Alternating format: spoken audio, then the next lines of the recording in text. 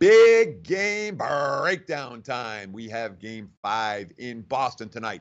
The Celtics against the 76ers. And we've seen significant line movement on this ball game. Line opened pretty close to pick. The first money came on Philly. Philly was bet right up to 1.5.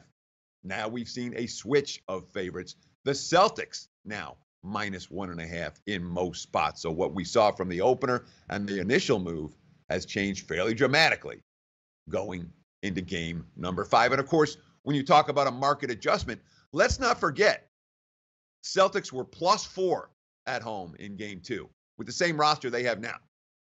Now they're chalk for game 5. We have seen the markets make the adjustment. We saw it between games 3 and 4, and we're seeing it very significantly here between games 4 and 5. Philly was laying, and not just a bucket, in games 1 and 2.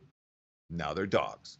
Now, we've all heard it before. You know, no team has ever come back from an 0-3 to win an NBA playoff series. Teams, what do we got? 129-0 when leading 3-0. Celtics, 36-0 all time when taking at least a 2-0 lead in a series. So, and let's not forget Boston 6-0 straight up and against the spread in the postseason this year.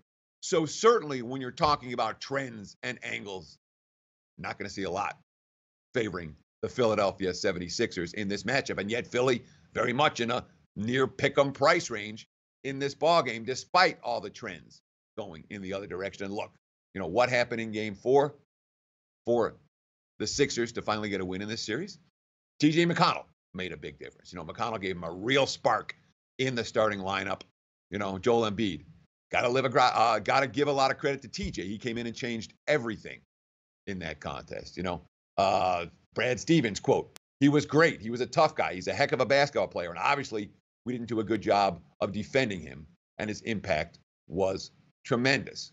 So, you know, can McConnell do more of the same tonight? He had a career-high 19. He had 7 rebounds. He had 5 assists. That was only his second start of the season for TJ McConnell. You wouldn't expect that type of effort 2 games in a row.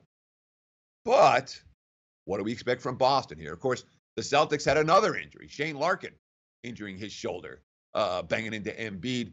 We're not going to know until pregame shoot-around whether Larkin's going to be able to play tonight. But a Sixers team that, you know, doesn't have a whole lot of depth right now. They're going with an 8-man rotation in game 4. They may not have one of those 8 this evening. And of course, they had all kinds of foul issues when it came to game 4. 4 different guys had 3 fouls by halftime in that contest. They turned the ball over. You know, Brad Stevens kind of ripping his team after the game. Obviously, what did we end up with? 15 turnovers. The offensive rebounds were enormous for them. Just the extra possessions.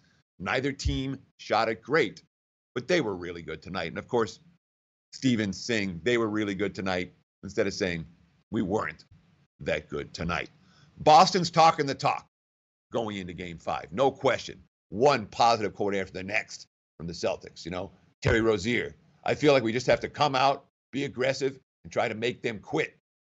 Marcus Smart, we're pit bulls. It's a dogfight, and we're going straight for the neck.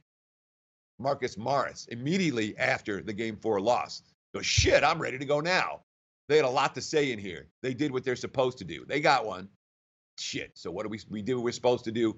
We got one on the road. So we'll go back 3-1 and hopefully put it away. More Morris. It's tough. Anytime your starters are in foul trouble, and I was in a little foul trouble, it's kind of tough to get a rhythm because you're in and out. You can't be as aggressive, and the game is very aggressive. So it was hard for us to kind of not give back what they were doing to us. It is what it is, man. It's 3-1. We've got a chance to go back to Boston. Nobody's head is down.